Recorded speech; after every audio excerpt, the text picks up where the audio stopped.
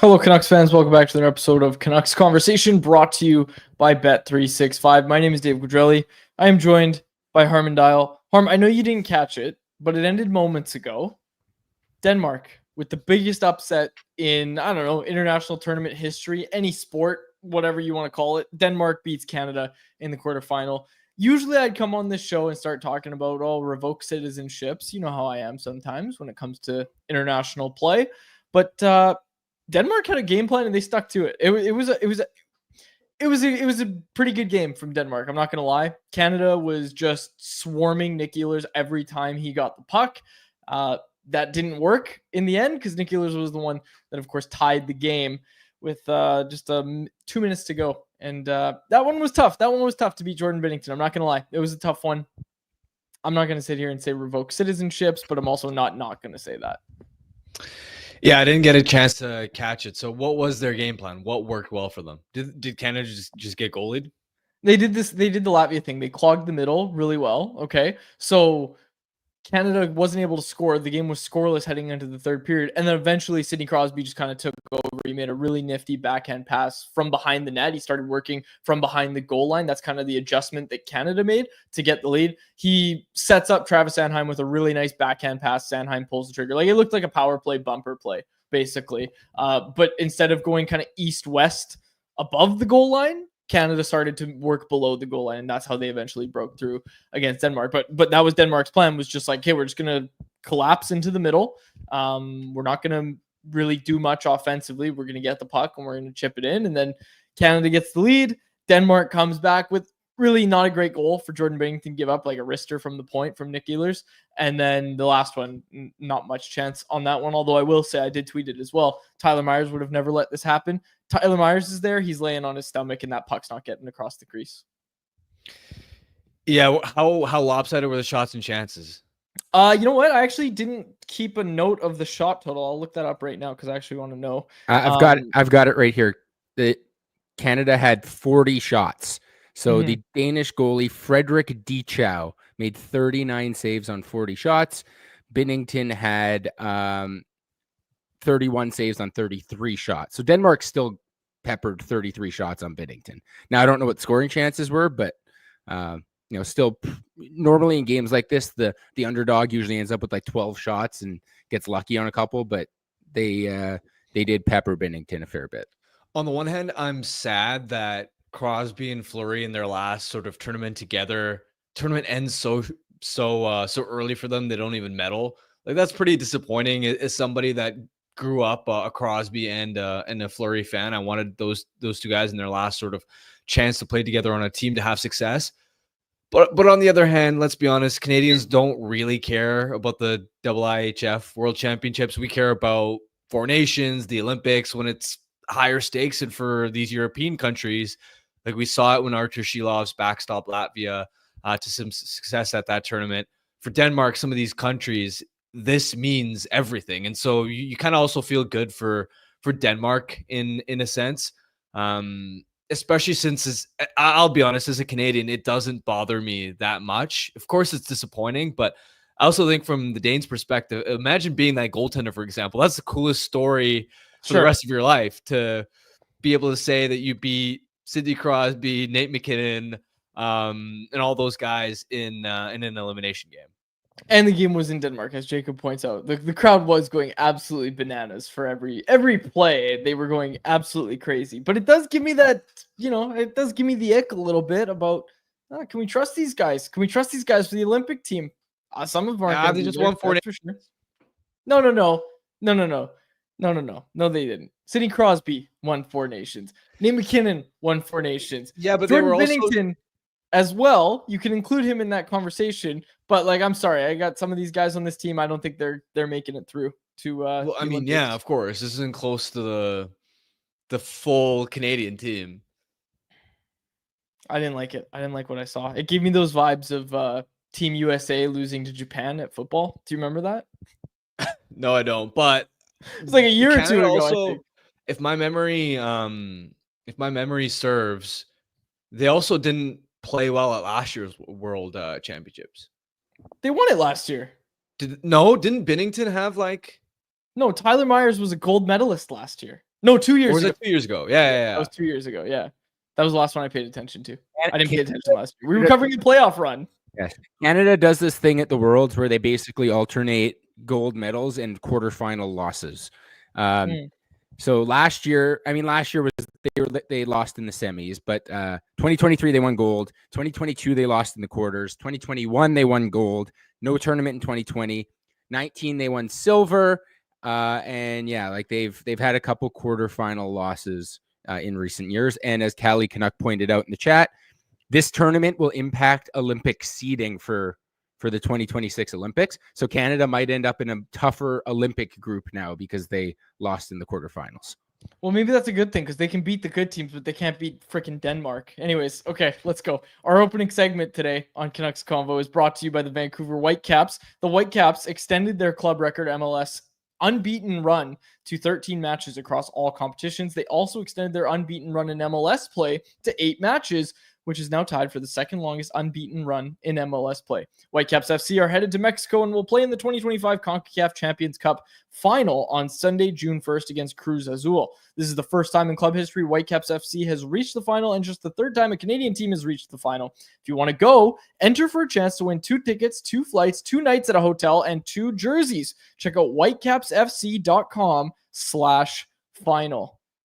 Are we allowed to enter this, Jacob? Because if Harmon and I could do a podcast from this game, that'd be amazing. I honestly, yeah, I think we can enter it. Well, Perfect, all we're three of entering. us will enter it, and then there's only 2 tickets, so I got yeah. some bad Well, news for you, Jacob. if either of you guys win, you go and you do the show from there. I'll produce from home, and if I win, I take my wife on a nice vacation. And you guys do the show. Sure. All right. Abby Canucks, they're within a win now. 1 win away from the Western Conference final for the HL playoffs, which I think is 7 games. I never know for certain, but they won last night. Linus Karlsson scores the overtime winner to get it done in a low-scoring affair against Colorado Eagles. 2-1 was the final score. Did you catch any of the game? Did you read the Farmies? Did you pay attention at all to the Abbotsford Canucks last night? I mean, I guess you don't pay attention to my coverage because I just dropped what I'm seeing from Canucks, the Canucks top prospects in the AHL playoffs, where I not just watched that game 3, but I also rewatched game 1 and 2 and sort of did like a series recap kind of notebook. So yeah, I did. And honestly, for a while there, it looked like Abby might be in a little bit of trouble because Colorado, of course, has home ice advantage for the rest of the series. Colorado scored the opening goal really early in it, and it was a sort of really bad angle shot that squeaked through 5-hole for Silovs. So right there, the vibes weren't great. Abby was trailing, of course, not just 1-0 there, but after they equalized, they were later down 2-1, heading into the third period. They were starting to play better in the middle frame, but when you're down a goal against that Colorado team, I was looking at it and going, if you lose this game 3, you're probably losing the series because all Colorado has to do is win 1 of 2 on home ice. They're probably going to get it done because there isn't much separating these 2 teams. But that's where Max Sasson came through clutch. And really that was part of the storyline for Abby was they've had depth contributions, guys further down the lineup, and especially some of the vets like Sammy Blais has been terrific in this playoff run. PDG at times, Carlson, of course, but they're younger guys, especially at the top of the lineup. Some of the guys that we saw at times in the NHL, they had been relatively quiet. Sasson had, you notice his speed and his play driving, but he had no bottom line production. Archie Baines, I think 1 point in his last 7 games, hasn't scored in the playoffs. And Lekkerimäki finally came through in game 2, but overall it had been a quiet sort of run for him too. And so that's the moment. You're down a goal. You need a big moment. Lekkerimäki carrying the puck through the neutral zone, sends Sasson in behind. On the forward, Sasson right circle, right above the faceoff dots, is able to get that perfect shot, tie the game, and that was huge, right? So Lekkerimäki now 4 points in his last 2 games, and not just the point production, but he's legitimately started looking dangerous again. Baines is still looking for more from him, but the point being, top guys get going, then they force it to overtime, and honestly, the dramatics in OT were something else. We've seen the drama in the NHL playoffs. we saw it on display in this OT as well. Abby got an early power play off a really controversial sequence where there were 2 trips. An Abby player tripped a guy, and then 5 seconds later, a Colorado player tripped an Abby player. Abbotsford ended up with the power play, which is wild considering the trip blatant 3 or 4 seconds ago didn't get called. Abby couldn't convert on that power play. There was another hit where it looked like Nielsen might have caught an Eagles player in the head with a potential elbow. That went uncalled. But then later, towards the end of the overtime, you also had like Megna had a breakaway off a brutal Jet Wu giveaway, and Arturs Silovs, who of course gave up a bad goal early, was just a brick wall the rest of the way. And then finally, Linus Karlsson getting the OT winner. It was awesome stuff. I think I accidentally said it was 2-1 final score. 2-1 series lead is what I meant. The final score was 3-2 as we broke down about 6 goals there. That final one, you're right. You just mentioned it. And I think that's what I like about the Farmies. Dave Hall does such a good job of like, this is why this goal mattered. It's not just the goals. It's like, look at this trip. And there's a video of it in the Farmies over at CanucksArmy.com. But yeah, for Linus Karlsson to get it done too. There's another guy, again, leads this team in scoring in the regular season. You're looking to him to really spark your offense, really be a driver of play. And look, like Linus Karlsson gets talked about a lot on this show for various reasons, but for him to come through and be the guy to do it, that was big for me. Yeah, and he's another guy that his scoring numbers in the AHL were ridiculous in the regular season. 23 goals in just 32 games for the Abbey Canucks. And through 3 games in that Colorado series, up until that OT, he'd been relatively quiet at 5-on-5. He scored a goal late in game 2 off the power play, but that was in garbage time when like after the Eagles had scored an empty netter to make it 5-2, just over a minute left when he scored. So it's a garbage time goal. It doesn't mean anything. And overall, his line with PDG and Ty Mueller, they weren't playing poorly, but they just weren't dictating. You expect a player like Karlsson, who looks like he may actually be NHL caliber. You want him to be a difference maker. You want him to be this massive X factor. And he just wasn't through 3 games, especially at 5-on-5. So for him to, off that turnover, Mueller sort of just jams a puck towards the net front. And that's where Linus Karlsson is at his best, right? The hands in and around the net, finding loose pucks, clinical finishing. That's a huge moment for him. And now that he's going, now that Kermaki's got 4 points in his last 2 games and is looking a lot more confident, Sasson gets on the board. Their top offensive guys are really starting to come through. Plus, Silovs has been terrific. Like these are really good signs for a team that it's impressive that they've gotten to this point, considering no Aatu, their top center. Christian Wolanin returned to the lineup for game 3, but I think that was only his 3rd game of the entire playoffs. And keep in mind, Wolanin was named the best defenseman in the AHL in the 2022-23 season. You're talking about like an elite number 1 guy at the AHL level. Kermaki missed 3 games as well, and he's one of your top scorers. So considering the injuries they've had to key players at various points in this playoff run, it's enormously impressive that they've put themselves in a position where they've now got Colorado on the brink. I'm just saying, we talk a lot about the Canucks Convo curse. People who come on our show usually get traded shortly after. Victor Mancini with a big game. Max Sasson with a big game. 2 recent friends of the show. Yeah, and Mancini, we've talked about it before, but he's just been an all-around beast. Mm-hmm. His skating and size is such a weapon at the AHL level. He effortlessly shakes off forecheckers on the breakout, with just how smooth and powerful he is. Carrying the puck up the ice, amazing on zone exits, but also making an impact defensively. He's been a huge part of that elite Abbotsford PK. You see him winning battles down low, using that size assertively to separate opposing players from the puck. You see him defending the net front area, able to clog the east-west passing lanes that are so dangerous. He's taken away everything backdoor. So he's been a beast on the defensive side of things. And then offensively as well. He wasn't producing a lot of points through the earlier rounds, but up to 2 goals and an assist now in 3 games against Colorado. And you look at that first goal for Abby, it's all him, right? He gets a puck at the left sort of blue line, charges down the wall, drops his shoulder and makes a power move to the net, which creates a chaos. From there, that's when Kermaki gets a high slot chance. He takes a really heavy shot that Minor kind of fights off, but no chance he can really control the rebound. And there Mancini still is to pick up the rebound and deposit it.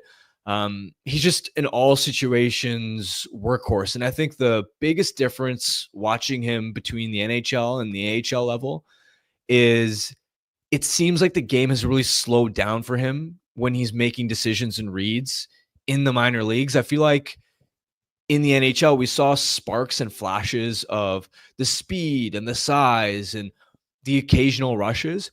But there were also times, especially towards the end of the season, when he got an opportunity with Quinn Hughes, where his puck handling wasn't great, especially in awkward situations where, let's say, he didn't get the best pass and now he's on his backhand and there's an aggressive forechecker on him. He'd be a little bit panicky in those situations. He'd turn a couple pucks over, or just putting himself out of position defensively because he made the wrong read stepping up.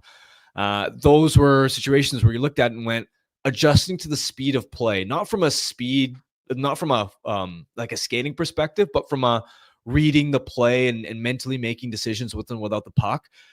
He seemed a little sporadic, whereas in the AHL, he seems so poised, so calm. It is impossible, it feels like, to really put him under duress, because even when he is caught in a bit of an awkward spot, his confidence is at an all-time high. He's just cool as a cucumber. So that was the biggest difference. And you're hoping, of course, look, there's a big difference between the AHL and NHL, like speed of play. So it's still something that he's going to need to work on so that he is successful at the NHL level. But you hope that some of the poise, some of the ability to navigate out of trouble with the puck, and the improved reads defensively where he is not putting himself out of position and he is not making mistakes, you hope that he's growing in those areas in a way that can translate to the NHL come October. No, his AHL playoff run isn't going to change their plans. That's not what I'm trying to say. But it is going to be interesting to see if the Canucks go out and get a third pairing defenseman for the right side this offseason, because like right now, it's Mancini penciled into that job. Tom Willander's probably the other challenger for that spot, but right now, Victor Mancini is probably eyeing up an NHL job. We'll see. The Canucks have limited cap space, and obviously they've got some big concerns with their lineup, especially up front, that they're going to need to take care of. But that's one thing I've thought about, is just Victor Mancini has to be feeling good about himself and thinking like, okay, I keep this up, I'm going to show these guys that I'm ready to go at the NHL level. Yeah, and the organization's in an interesting spot because realistically, Adam Foote, not just Adam Foote, but any NHL head coach, when the expectation is to make the playoffs next season and contend, it is really difficult to work in 3 rookie defensemen at the same time. That's just not going to happen. You're not going to have half your blue line be Mancini, Willander, and DPD all in the lineup at the same time. Unless there are injuries and something crazy happens, that's just not going to happen especially at the start of a season. It's just too many players that require sheltering, too many young players that, while they have promise, they're still learning the game and don't have a lot of experience in high leverage, high stakes moments. So with that in mind, it is, there are kind of 2 ways of looking at it. One is, do the Canucks look at the surplus on the blue line, look at their needs up front and say, we're going to have to look at dangling one of these guys on the trade market to get that impact centerman or get that impact first line winger that we want on the trade market. And even if you are, let's say, returning all 3 guys, as far as DPD, Mancini, Willander, are all part of your organization in the fall, then realistically, it does mean that one of those guys, probably one of Willander or Mancini, likely starts the season in Abbotsford and is more of like an injury recall kind of guy. And yeah, I think it does amplify, I don't want to say the pressure, but Willander's going to need to have an even stronger camp to really beat out Mancini and prove without a shadow of a doubt that he deserves a spot out of camp, because Mancini is older and he has more pro experience. And sometimes when guys are coming out of college, they do need some, not always, but some of them do need some reps at the AHL level before they're ready to be difference makers in the NHL. Game 5 of this series tomorrow, Friday. And then game 4. That'll be game 4. Game 5 is at 2 p.m. on Monday, if necessary. Hopefully the Abby Canucks just close it out. I don't think we're going to do a show on Monday. You'll have Rinkwide to keep you covered. They'll update you on what's going on. Make sure you're checking out Rinkwide, of course. But yeah, Monday, 2 p.m. for an AHL playoff game. So we'll see if it comes to that. But again, Abbotsford has a chance to close it out tomorrow night. Wanted to talk some NHL playoffs, but before we do that, want to quickly tell everybody about our friends over at Greta. This Saturday, May 24th, Greta turns 3. Come celebrate 3 years of Greta with $3 drinks from 8 to 10 p.m., plus a ton of giveaways and surprises throughout the night. Be in the room for your chance at one of 10 VIP Greta experiences this Saturday at Greta, located at 50 West Cordova Street. Let the games begin. Head on out, celebrate Greta's birthday. All right, Stanley Cup playoffs, Harm. Edmonton Oilers.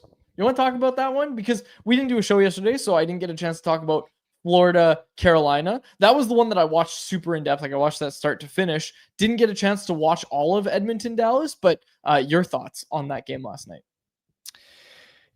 The beauty of Oilers games is it doesn't matter what team has a multi-goal lead. If it's the Oilers that are up, if they're the ones that are trailing, the game's never over.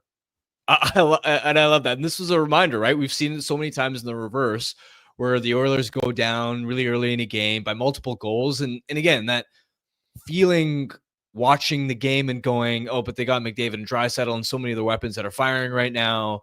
They'll be back. The game's far from over. This is barely a deficit for them compared to how it may feel for other teams. But in game one, we saw the reverse too, right? They go up 3-1. And I mean, in the first period, McDavid and Draisaitl were absolutely flying, not just on the goal Draisaitl scored and a lot of the scoring plays that led to the lead, but even just a few minutes in, the way McDavid had one rush where he single-handedly danced through Dallas's defense and tested Ottinger there. They came out flying, and credit to Dallas. One of the worries that I sort of had about the Stars was, okay, we know that they're a really deep team offensively on paper, but so far through these playoffs, even though they've taken down Colorado in really impressive fashion and did it without Heiskanen, and they took care of the Jets who won the President's Trophy, it felt like we hadn't seen the best version of the Stars yet. And what I mean by that is they were still really reliant on Rantanen and Ottinger to be massive difference makers, which is great. But against the Oilers, you needed other guys to step up, and some of their top forwards have been quiet. So it's not just how they came back off in the third period off the power play and those 3-man advantage goals. It's who sort of stepped up. It was a lot of names other than Rantanen, right? Granlund, Duchesne getting his first of the playoffs, which is a huge monkey off the back. Sagan, they were able to get this done, and 2 goals from Sagan, in fact. So the fact that they got a victory like this without needing to rely on Rantanen and Ottinger, I think that bodes really well for the Stars, because one of my worries was seeing how dominant Edmonton's depth had ironically been, and looking at Dallas's forward depth and going, yes, like on paper, they should be deeper, but so far in these playoffs, it hadn't quite translated. And so that's huge for the Stars to get other difference makers to step up. I just want to quickly say on Rantanen, I also need to issue an apology to Mikko Rantanen, because I think earlier in the playoffs, down the stretch of the season for sure, I was talking about Mikko Rantanen and saying, I don't know about this guy. I don't know. Maybe there was a reason Colorado didn't want to pay him. I think they're going to get a good return on their investment for that one. But yeah, 6-3 final score. Okay, tell me about the penalties, because honestly, like what was going on that the Stars got 3 straight power play goals, power play opportunities? Yeah, so I actually didn't get a chance to catch the actual penalties in real time, so I can't actually tell you. See, that's my problem too. Jacob? But what I will say generally is... What do you want from me? Did you see the penalties or no? No. Last night? No. All right. Chat. But what I will say, just like generally speaking, is like the Oilers, outside of their sort of goaltending, their biggest weakness, even with all the success, has been the PK. It's down to 62.2%. I was actually a little bit surprised that in the Vegas series, and I think they were a little bit more disciplined for sure in that matchup. But Vegas had the second best power play in the NHL in the regular season. So looking at that and how much the Oilers PK had struggled in the first round against the Kings as well, I thought that was going to be more problematic against Vegas than it actually ended up being. So now for it to, for them to run into, some discipline issues, like that's a huge storyline to watch, because when you look at a huge reason why the Oilers made Game 7 of the Stanley Cup final last year, it wasn't just that their power play was firing on all cylinders. Their PK was historically elite. I actually want to pull up exactly what the percentage was, because if my memory serves me correctly, it was in and around the 90% range. Yeah, 94.3% PK for the Edmonton Oilers in last year's playoffs. You're at around 62% right now. They got to clean that up. You can't be close to a flip of a coin. Like you can't be. You just can't be. We've gotten some reaction from the chat about what the penalties were. We see that they were assessed to, well, Brett Kulak was the first one at the end of the second period, but then it was Corey Perry and Evander Kane, both high sticking. Apparently, according to Conversation, Kane's was a stupid high stick. It was of the stupid variety. So that's not good. That's not good. But they're gonna have to clean that up. And honestly, what a game for me to miss. I honestly I watched the first period. I was like, oh yeah, Oilers just have this in the bag. But those Oilers, you know how they like to create some adversity for themselves, which is what they've done now. They've done it, and now I'm not changing my pick. I'm feeling great about the Oilers in this series. Got them right where we want them. I'll tell you that. Well, they go down in almost every series of the last few years. Mm-hmm. Like they're horrible in game ones. They're horrible in game one. So even though they lost that one, I'm a lot more excited about this series than I am Canes Panthers. That's going to be a fun series too. I'm going to be watching all of it, but Oilers Stars, I have a feeling it's going to be a classic.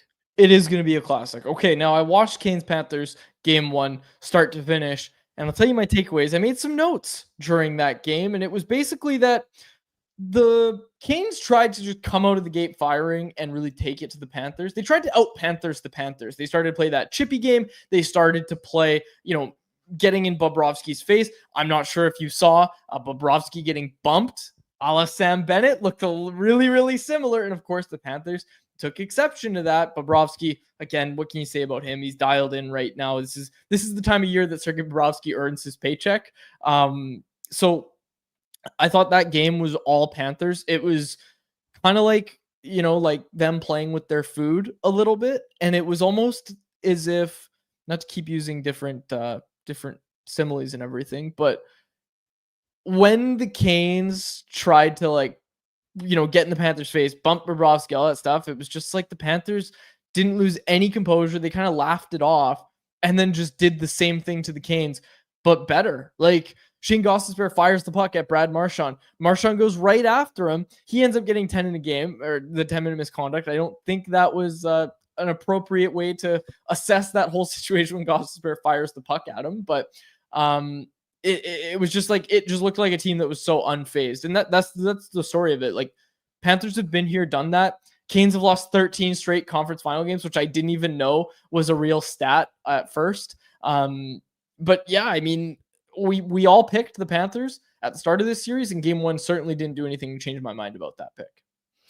Yeah, the Canes are interesting this year. Even talking to other sort of teams and execs about them, a couple of them agreed that this version of the Canes is probably weaker than what we've seen from Carolina in years past, right? Like last year they had Jake Gensel. You had Jake Gensel to a lineup like that, especially for a team that doesn't have a lot of star scoring power. It does wonders. Not to mention last year they also had Shea and Pesci on their blue line. They lost their entire second pair in the offseason. So this version of the Canes is downgraded compared to last season.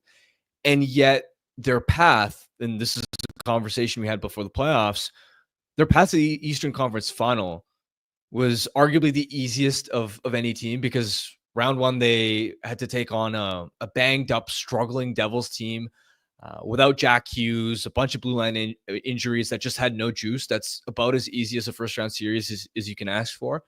And then in the second round, they're playing a Capitals team that, yeah, they won the East in the regular season, but sort of around the league, most viewed the Caps as a paper tiger. as they're a good team, but everything went perfectly right for them. Sort of like the Canucks last year. Compared to you look at Florida, they had to go through an actually elite Tampa team in round one. And say what you want about the Leafs, I would still take the Leafs over the Capitals in terms of which team actually profiles as more of a contender. So that's the interesting spot that the Canes ended up in. So even though they made the Eastern Conference Final, the question was, could they ramp up to that next gear against the Panthers, who are the best team in the East? And look, it's only one game, but from the Panthers' perspective, I think it's really encouraging how efficiently they beat Carolina's forecheck, because the Hurricanes' forecheck is their bread and butter. They're not a team that creates a lot of offense off the rush. That's how they stifle you. That's how they are meant to just dominate puck possession and not really give up a lot of shots and chances. It's just by smothering you that way, the constant puck pressure. And for Florida, they broke the puck out really well. Their zone exits were clean. They were sharp. They didn't have many issues with them. And I think Mike Kelly shared some statistics where Florida's zone exits in game one against Carolina were way better than the zone exit results they had against the Leafs, or even the Lightning. So I think that was really the story of that game, was the Hurricanes forecheck, which is always going to be good. It couldn't create enough problems against the Panthers. It almost looked like Hurricanes versus Capitals. Remember how much we were talking about that and how much forechecking, how much the forecheck was giving the Caps problems, the Caps defense problems. It looked almost like that. Okay. Let's get to, want to get to our poll question? It's about the playoffs. Yeah, so I think it's topical. Let's do it. Poll question brought to you by Pacific Toyota Dealers, who want to tell you about the 100% electric Toyota BZ4X, an SUV packed with plenty of space. The BZ4X can handle any terrain and can take you from the city to the slopes. It's backed by the peace of mind that comes with knowing you're driving a Toyota, and if you're driving a BZ4X, you get access to HOV lanes, even if you're driving alone. When you choose the BZ4X, you can get a $5,000 incentive, and now you can finance a 2025 BZ4X LE all-wheel drive from 0.99% APR for 36 months. Visit shoptoyota.ca, your local Pacific Toyota dealer today. All right, our poll question today.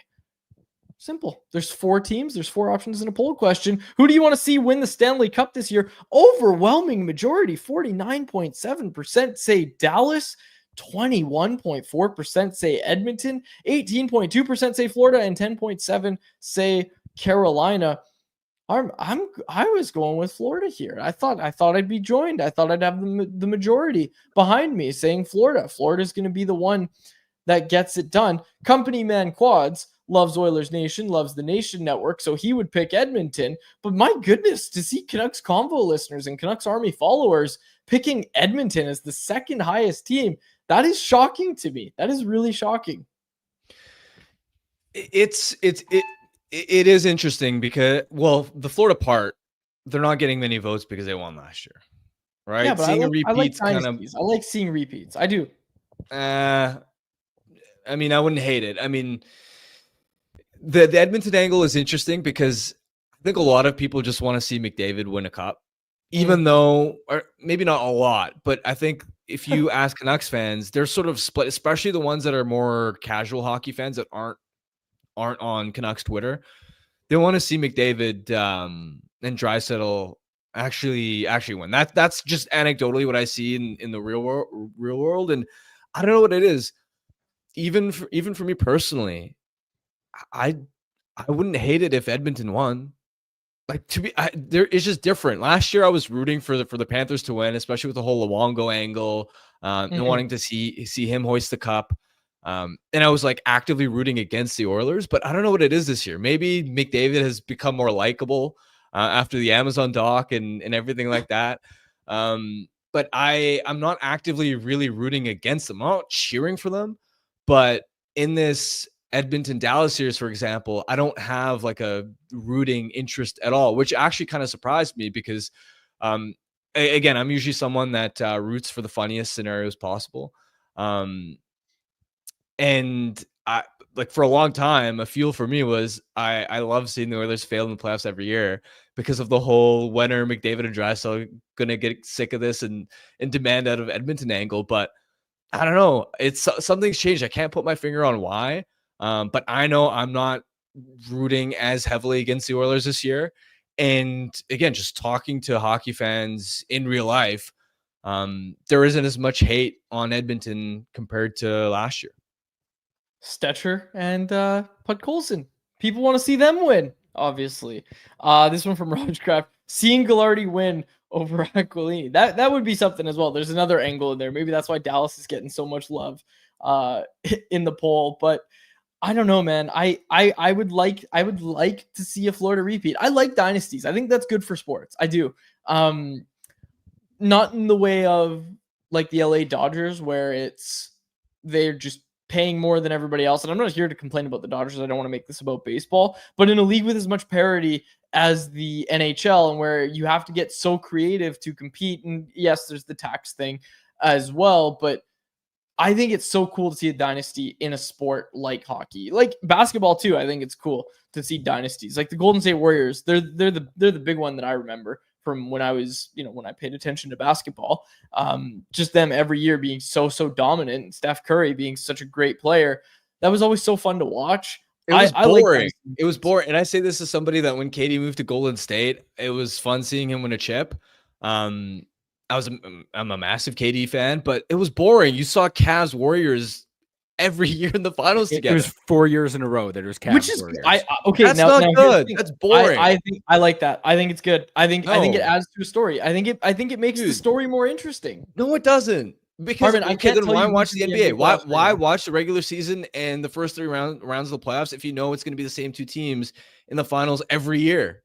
You could say that about there's a good chance the NHL gets that this year. There's no. Well, that's what I'm saying. Well, no, I mean having Oilers Panthers as a rematch the second time is fine, and if Florida wins for a second time, that's fine. Two winners in a row is that's not the end of the world. We've seen repeats before, but I'm saying if you see the same team in the finals 3, 4, 5 times in a span of that many years, that's excessive. That's boring. What are we talking about? It's greatness. Do you think anyone's complaining about the Chicago Bulls when Jordan was on the Bulls? That they were like, oh, give someone else a chance. What are we talking about? No, man. No. It's not about giving someone else a chance. It's about you want to see new teams. You want to see balance. Again, when the NBA, when it was just Curry and LeBron against each other every single year, yeah, it was really fun the first couple of times. When the Cavs in that year, the Cavs came back 3-1 down. It was amazing, but it got so repetitive, and it got to the point where it was what's even the point of watching these playoffs? So to the point with Michael Jordan, it was a little different because there was different teams coming out of the West every time. Right. And there was good teams in the West, Utah, Seattle, obviously doesn't even exist anymore. And then Jordan retires. And then all of a sudden Houston wins 2 championships. So there was the 90s in the NBA was different, but look at the NFL now. I remember when Kansas City went to their first Super Bowl with Mahomes, and everyone loved Kansas City. They're like, oh, Mahomes is so much fun to watch. This is great. This is great for the sport. And then how many people hate watched the last Super Bowl because nobody likes the Philadelphia Eagles and everyone wanted to root against the Kansas City Chiefs? And are we saying, so this, to me, this proves my point. This is good for the sport that the Kansas City Chiefs are there every single year. I think it's hilarious. It's great. All these people hate watching it. That's great for the sport. Again, Nick Pocek, haven't heard from him in a while, but Nick, thanks for joining us today. He brings up a good point. He said Jordan's period of dominance and people trying to dethrone the Bulls was the peak of the NBA. But also, look how long it took Jordan to get his first chip. He failed over and over and over in the playoffs. There was he was described as just a regular season player who couldn't get it done in the playoffs for a long time. I mean, I don't remember what year exactly he won his first championship. But that was a big label on him was, oh, he can score all the points he wants in the regular season. What's your point? Then he took the step to greatness. Yeah, this is what I'm talking about. I don't know. The point was they didn't win. They didn't win every year. It's not like he came into the league at 20 and it's they're winning every year. They had their fair share of first round exits and all that. Yeah, and then there was a period where they win 6 championships in 9 years, and the 3 years they didn't, he went to go play baseball. Isn't that exactly what happened? Later in his career, there was like a lengthy run there. But there were at least also, as Jacob mentioned, there were different teams coming out of the West. Okay, Or there like could the be other this conference. year too. The Panthers are the Bulls right now, in my mind. It could But be. I don't know. But This is the most basketball knowledge we've I don't ever know. dropped on the show. I don't know, But man. seriously, it could be Dallas this year. I'm not saying Next it's bad. year- I'm not saying it's bad. I don't understand your logic of why it would be fun to see the Panthers winning every year.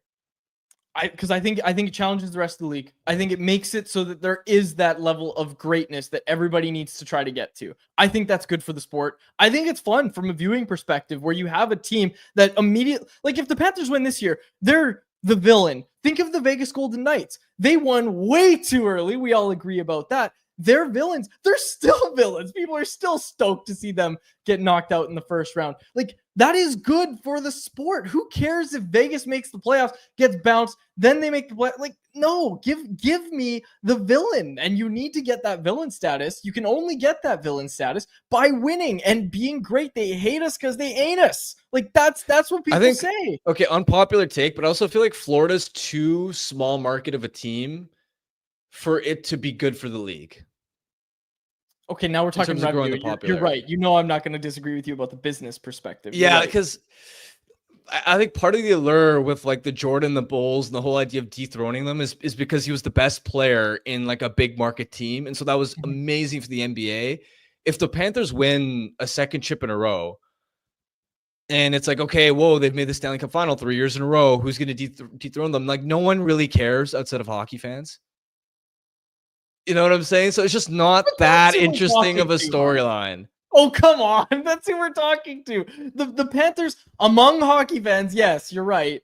The Panthers will be villains. They're already villains to some people, but they're going to be villains if they win another chip. I think that's good for the sport. I think hockey's last villain, the Vegas Golden Knights, they're kind of, not, I don't want to call them an afterthought, but people are already thinking about, okay, while they're on the downswing, they're going to have to get creative to keep that status as like, a top team in the Pacific. So again, when one villain dies, I want to see another emerge. I think it's cool. I like it. I don't know. Look, and here we go. Here's a comment from Nello, and I'm going to read it because it starts with Love Quad's take. He said, it's like the Leafs trying to take down the Bruins in the first round. We know this matchup is likely to happen, but will the Leafs do it? Like, yes, I'm with you. We've talked about this in the past that some playoff matchups get stale, but when it's sometimes on the other hand, like when you have LA Edmonton, that was stale. We agreed on that. But when you have like Leafs versus Tampa, Leafs versus Bruins, it's great. I think it's great for the sport. I think it's super fun. Okay. I mean, sure. I'm not saying this is actively bad for the league. I'm just saying I'm not rooting for the Panthers to win because, then they're a dynasty and this will be a fun storyline or narrative. I don't buy it. And I also think it's interesting. This is a bit of I'm not trying to relate this to the whole dynasty and Panthers success point.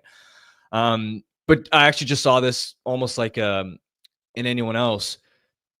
Stanley Cup final or not final, Stanley Cup playoff viewership is actually down quite a bit in the States. I'm trying to find the exact numbers. I saw it on Twitter somewhere, but both on ESPN and TNT, like down 20+%. I thought that was interesting. It's not entirely surprising because part of the storyline is the big American teams. Like they all practically missed the playoffs. The Rangers, Boston, Philly, Chicago, Pittsburgh.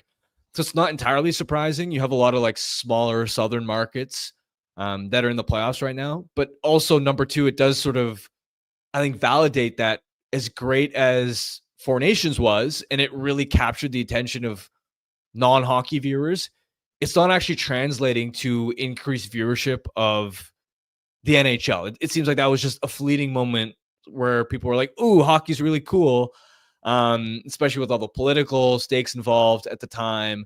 But it doesn't actually seem like that's improved the NHL's overall audience this playoffs, which is notable. I think the Panthers winning another one might increase that. I'm joking. But let's move on. We got to team up now, Harm. We spent 15 minutes disagreeing. I don't know how we ended up talking about the NBA for as long as we did. But sorry, let's get one last thing. and I think maybe it's just a Florida thing here.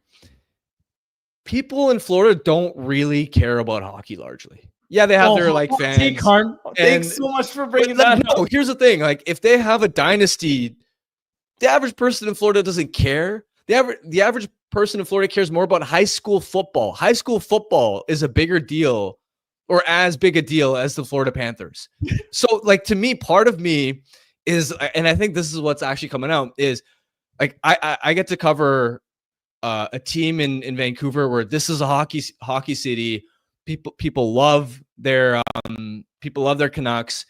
We see the heartbreak and the suffering and how dysfunctional this organization is and how painful it is to be a Canucks fan. Imagine how much a dynasty, like, or even one Stanley Cup would mean to this market. Whereas if Florida has a dynasty, yes, Panthers fans will care, but the Florida area doesn't really care. How many people actually like really know, oh, we're a dynasty? Like, I've legitimately run into people while traveling from Florida who were like, oh yeah, did the Panthers win the cup last year or something? I don't even know. Like, it's just, there's something about having a dynasty in a market that, yes, is growing. And I know in watching the attendance that there are more Panthers fans growing, but still we're talking about like high school football is probably as popular in Florida as the Panthers. And I don't know, it just feels like, I don't want to say a waste, but something about that doesn't sit right with me. And it's not the fault of the Panthers. It's not the fault of like Florida, but I don't want to see them get a dynasty. I would argue that they're already a villain in your mind, and that there's people that agree with you, that there are people out there that, for the reason you just said, like, oh, don't give that small market team another cup. Proving my point a little bit. I'm going to be honest, and I'm not going to repeat all my talking points, but man, I think it's good for the sport. Again, you're right. From a revenue perspective, it's not great, but when we're talking to fans, you're going to see it a lot more. People starting to really dislike the Panthers, I think, if they win the cup this year. Okay, let's go. Jarhead 0099. Florida having a dynasty would be like the Vancouver Warriors having a dynasty here. Watch it with the Warriors slander, okay? We're friends with the Warriors. We love the Vancouver Warriors on this show. That won't be tolerated on this show. I would love the Vancouver Warriors to have a dynasty. That'd be like, we could actually talk to the players rather than getting 5 minutes. Anyways, let's not do that. Let's go to Family Feud. Jacob Lazar, take it away.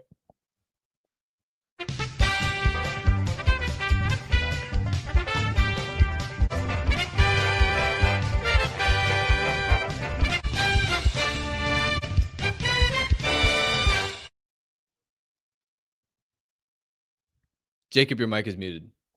Jacob's got his mic muted. There's too much going on. I was saying we're like 49 minutes into the show. This might be the longest we've gone before starting Family Feud. A lot of people in the chat asking feud. We're there. Don't worry. A little bit of an easier one today, but as some people pointed out, it was an easier quarterfinal matchup for Canada, and look what happened. So don't take anything for granted, guys. You're still going to need to show up and perform. All right, Quads is going to go first. He's going to have 25 seconds on the clock. His time will begin when I finish reading the first question. Quads, if you can't think of a response, say pass, and we will come back to it at the end. You ready to go? Absolutely. All right. Harm's headphones are out, which means we are good to start. Also, some long questions today, so I'll give you a little leeway on the buzzer at the end if the time runs out, and I'll do my best to read the questions quickly, but also, without making it confusing for you. Mm-hmm.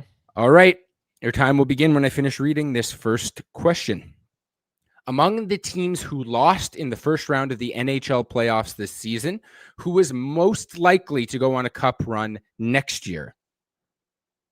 Vegas. On a scale of 1 to 10, how excited are you for the conference finals? 8. Which Canadian celebrity would you want as owner of the Canucks? Ryan Reynolds. Name a Canucks backup goalie since 2000 who did not become a starter. Pass.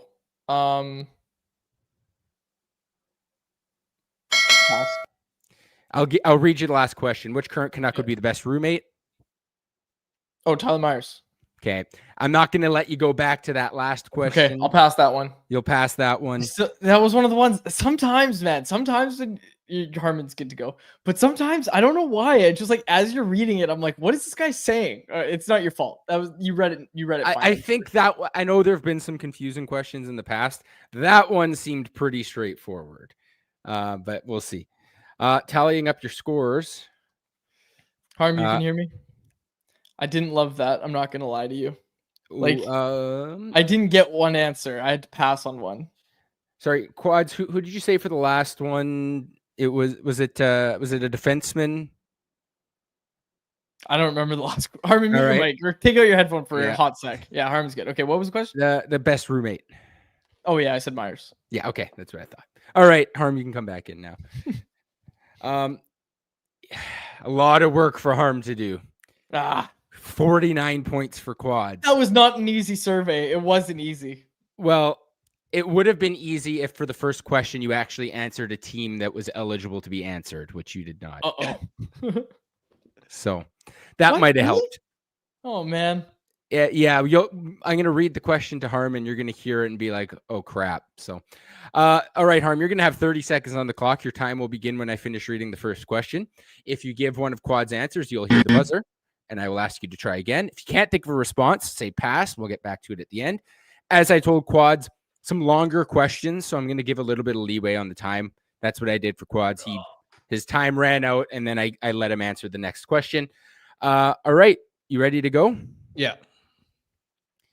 Among the teams who lost in the first round of the playoffs this season, who is most likely to go on a cup run next year? Colorado. On a scale of 1 to 10, how excited are you for the conference finals? 9. Which Canadian celebrity would you want as owner of the Canucks? Ryan Reynolds. Try again. Seth Rogen. Name a Canucks backup goalie since 2000 who did not become a starter. Casey DeSmith. Which current Canuck would make the best roommate? Quinn Hughes. Quinn Hughes. Harm, that was Harm might have awesome. done it. Harm might have done it. I said Vegas for my first round of team. And Vegas did not lose in the first round. So, yeah, of course. We'll go through. We'll tally these all up. Yes, among teams who lost in the first round of the playoffs, who's most likely to go on a cup run? Well, Quads, you got 0 points because Vegas did not lose in the first round of the playoffs. Harm, you said Colorado. Colorado was the number one answer, 37 points. Nice. Number 2 was New Jersey. 3 tied for 3 were Tampa and Montreal. Minnesota 4. Minnesota 5, LA 6, and then there was only a couple of votes scattered through there for whoever the last 2 teams were. I can't even think off the top of my head. On a scale of 1 to 10, how excited are you for the conference finals? This one, you guys are a little more excited than the viewers. So Quads, you got 8 points for 8. Harm, you got 7 points for 9. So a lot of people not as excited. The number 1 answer was actually 7, and then the number 2 answer was 4. So, a lot of people not as excited. Maybe some of the repeats, obviously 2 years in a row. We just had that discussion, so maybe we won't get into it. 2 years in a row, we've seen Dallas, Edmonton. We'll see. We'll see how these series go. But yeah, I'm probably with you. I would have said an 8 for that one. Which Canadian celebrity would you want as owner of the Canucks? Quads and Harm, you both said Ryan Reynolds. That was the number 2 answer. Harm, you did bounce back with the number 4 answer in Seth Rogen. You guys missed the number 1. Michael Bublé. Oh, okay. No offense. Can Bublé afford the Canucks? This had nothing to do with afford because none of these people can afford the Canucks. We're saying Reynolds who would can? you? Not yet. What? Maybe when Wrexham makes it to the Premier League and he sells the team, then he might be able to. But this was not who do you want to buy the Canucks, just who would you want to see as the owner of the Canucks. Keanu Reeves was the number 3 answer. He's been in all of those Rogers commercials throughout the playoffs, so I guess he's on a lot of people's mind. Some other interesting answers in there. A couple people said Michael Bublé. A couple people said Trevor Linden, which I mean, I guess he's a celebrity. Kobe Smolder's got a few. I know she's a big Canucks fan. So yeah, some good answers in there. Unfortunately, you guys missed the number 1. Oh, we're cooked now. Yeah, you guys need 99 points in the last 2. Here we go. Okay. Name a Canucks backup goalie since 2000 who did not go on to be a starter. Quads, you did not get a response for this one. Harm, you got the number 2 answer in Casey DeSmith. Number 1 What do you answer. mean, Quads? You didn't get a response. I didn't have an answer. time. I asked for a pass, So and I didn't you have time so after. 0 points on one question and completely passed on another. Yeah. Yes. Number 1 answer was Eddie Lack. He became a starter. Yeah. Eddie Lack was the first name the kid. Surveys void. Yeah. Doesn't count against the Okay, record. okay. Combo Came in fans my are mind. I'm idiots. like, oh, but he was a starter for a while. Well, but okay, he never played more than 41 games in an NHL season, and those 41 games were both with Vancouver. So, for that Wrong. one, I don't Wrong. know. I think that's wrong. I mean, we were I'd gonna like lose to- anyway, A but few I'd people, like to retract my statement that Canucks Convo fans are idiots. I'd like to just take that off the record. a few people said Alex Ald, who absolutely became a starter. He played like 70 games for the Canucks the year before they got Luongo. So Danny Alex Sabrin. Ald, clearly wrong. Danny Sabrin was the number 3 answer. Anders Nilsson, Colin Delia were on there. Spencer Martin, Jason LaBarbera, lots of good names. But yeah, I mean, look, you guys can complain about that all you want. You weren't going to win. Probably fair. With Quads missing that first question as well. All right, well, you guys go into the final round here needing 83 points. Here we go. Who would be the best roommate on the current Canucks? Quad, you said Tyler Myers. That was the number 2 answer. Harm, you hit the number 1 answer with Quinn Hughes. Gets you 30 points. So you guys missed by 53. Yeah, I guess. Tough survey. I That was guess not an easy I survey. mean that Jacob, wasn't a tough survey. It was No, a it was fair tough. survey. if Jacob, you guys need to have a better, you need to have a better barometer of what's easy and what's hard in these surveys, because you keep saying, "Oh, easy one," and then you say it's a hard one and it's an easy one.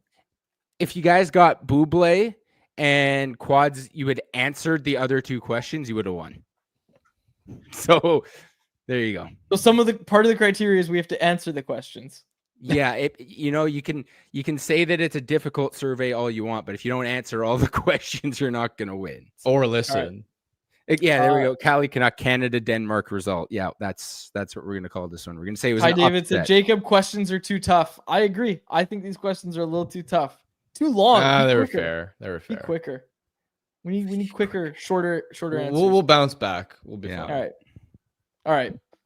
Let's get to anyone else, which is brought to you by the Vancouver Canadians, who are on the road this week, but we'll return to the Nat next Tuesday for a 6-game set with Hillsborough. Celebrate on Tuesday the 27th for South Asian Heritage Night, plus post-game fireworks. There's also a nooner at the Nat on Friday the 30th. Get out of work early, grab some friends, and head on down to the ballpark. And check out the White Spot Family Fun Sunday on June 1st. Bring the kids. There will be a Bob Brown Bear stuffy giveaway, and the kids can run the bases post-game. It's always a fun day on a Sunday afternoon at the ballpark, so head on down. For tickets, call 604-872-5232 or check out CanadiansBaseball.com. Harm, I know you never played baseball growing up.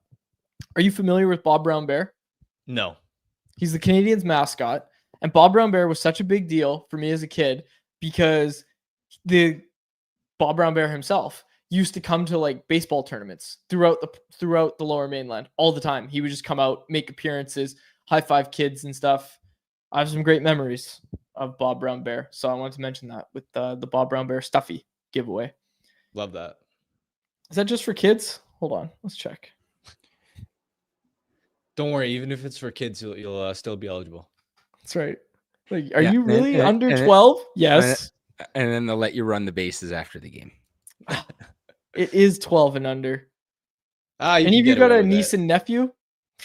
Bring them to the game. Get me a stuffy. We should mention this as well. Trey Savage, he struck out 10 in his C's debut. Top prospect for the Jays. Made his Canadians debut on the road.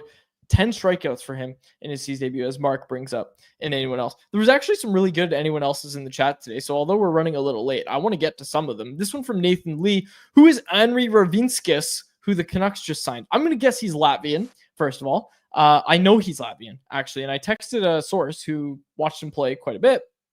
And this is the text I got back. He's a big power forward style player. He has some good speed and he plays decent defensive hockey. I don't think there's enough there to suggest he'll ever be a full-time NHL player, but I think he's got the work ethic to at least be a good AHL player. So look, when you sign these guys, you're looking to sign Nils Amon. Like Nils Amon is like, this worked out. This is great. We signed this guy. We've got valuable depth in the organization. That's all this is, right? You're not slotting this guy into the NHL team for next season, but it is going to be another player to watch and someone that they're hoping can kind of push the envelope in Abbotsford starting next year. Yeah, the funny thing is, I'll be honest, I've never watched him play in my life, which is funny. Neither have I. Well, for a second, I was gonna jokingly do a bit where I was like, yeah, after watching every shift of him in the Finnish league, and then I could have said whatever, and then no one would have known because no one's actually watched this guy play. But no, I mean, just looking at his statistical profile, highly unlikely that he becomes an NHLer. 17 points in 27 games in the SM Liga over there in Finland. The key is he's 22 years old, right? So if he was younger than 22, you would look at it and go, all right, there's more untapped upside. But if you're already 22 and you're not dominating a European Pro League, it's highly unlikely that you're going to become an NHL player. Now, there's always a case that because of his physical makeup, he's listed at 6'3", 200, that perhaps his game translates better on North American ice. I'm sure that's part of the Canucks' belief there. But players with this statistical profile rarely become NHLers. So this is likely just organizational depth. The big body thing, that intrigues me because look at Nils Amon's output in the SHL before he came over. A lot of Sweet Wheels Nils talk on today's show. But like Nils Amon was like his best season in the SHL was 14 points in 51 games. That earned him a contract. And then now, obviously, good producer in the AHL for the Abbotsford Canucks. That dude's a rock star down in the AHL. Yeah, but there you go. He hit, and he's still Nils Amon. He's organizational depth. But now imagine Nils Amon with a bigger body. Sure. All I'm saying is Ravinskis mania is running wild on Canucks Convo today. Speaking of Latvians, yeah. Did you ever buy into? I remember Horvat's rookie year buying into the Ronald Kennens hype. Of course, I bought into. I was like this dude is a forechecking beast. Yeah. He had so many cool nicknames. What did people call him? The Latvian lunchbox or something? Like, I don't know. Like some joke about like related to how blue collar his playing style was. He hit everything that he moved. Him and Horvat played together, and I was like, okay, like these guys are gonna be fun and exciting to watch. And it was never, this guy's gonna become a star. But I thought, okay, this guy can be a really consistent third line kind of guy. And then I just remember the next year, it's as if he stopped hitting, he stopped playing with the same energy, and you're like, what happened to this guy? But I was fully convinced he was going to become like a decent young player for the Canucks for a long time, and it just never happened after that first year with Bo. 12 points in 30 games. I'm pretty sure that would have given him like the third or fourth highest points per game on the team that year. Right? Like I'm looking up and down that roster. After the Sedins and Verbata, there's a drop off. So Daniel Sedin, 76 points. Henrik, 73. Both of them played 82 games. Radim Verbata, 31 goals, obviously, but 63 points in 79 games. And then the drop off goes to Nick Bonino with 39 points in 75 games. Chris Higgins with 36 and 77. Alex Bros and Yannick Hansen with 33 points each. I'm pretty sure Ronald Kens would have had the third highest points per game. I'm no math magician or anything, but I'm pretty sure that's why we bought into the hype. If he just played on an 82 game pace, that dude was on pace to do big things. Nick Jensen finally got called up, and he was playing well in the AHL. I think he looked a little bit promising down the stretch, and I was like, "Oh, this guy's gonna turn into something." And he obviously did not. All right. Anything else we should get to today? Let's see. Oh yeah, Box Van Gogh giving us a quick shout out for the video essay. Jacob does a great job on those, as does our intern Clark Corson. He's done a really, really good job giving me the script and basically making all the magic happen. We did another video essay on the first team that Vancouver fell in love with, the first Canucks team that captured the city. So you can go check that out over on the Canucks Army YouTube channel. It was a lot of fun. We also did a write-up about it at canucksarmy.com as well. Okay, I think that's it. Yeah, I think that's it. Oh, we had Wyatt Art in the chat earlier who said I was watching random videos and it ended and it autoplayed and forced me into watching quads. What the hell? It's supposed to be the off season for my boss. Actually, I need to text Wyatt. I was supposed to go for lunch with him and he's just kind of ghosting me. So I hope he's still watching. Text me back, Wyatt. I'll have to have a conversation with him. Okay, let's get to our Bet365 bet of the day. Harmon, I took him in game 1. I'm taking them in game 2 after the performance that they turned in. I am taking the Florida Panthers, who are once again underdogs on the money line. You can get the Panthers money line in Carolina tonight at plus 115 odds, and that's what I'm taking. I'm all in on the Panthers. And if you want to get on the action for the Stanley Cup playoffs, Bet365 has got you covered. From game props, player props, totals, and the money line, you can even bet on futures like series winners, conference champions, the Stanley Cup champions, and much, much more. Whatever your bet is, it's never ordinary at Bet365. Download the app and get in on the game. An official partner of the Stanley Cup playoffs. Must be 19 plus to play. If you choose to play, please play responsibly. Bit of a longer show, but I appreciate everybody sticking with us. It was a good debate. It was a good debate today. For my co-host, Harmon Dial, and our technical producer, Jacob Lazar, my name is Dave Quadrelli. Thanks so much for this episode of Canucks Conversation. Canucks Conversation is live Monday through Friday, every weekday at 2 p.m. over on the Canucks Army YouTube channel. Make sure you like, subscribe, and interact in the YouTube live chat every day with us, folks.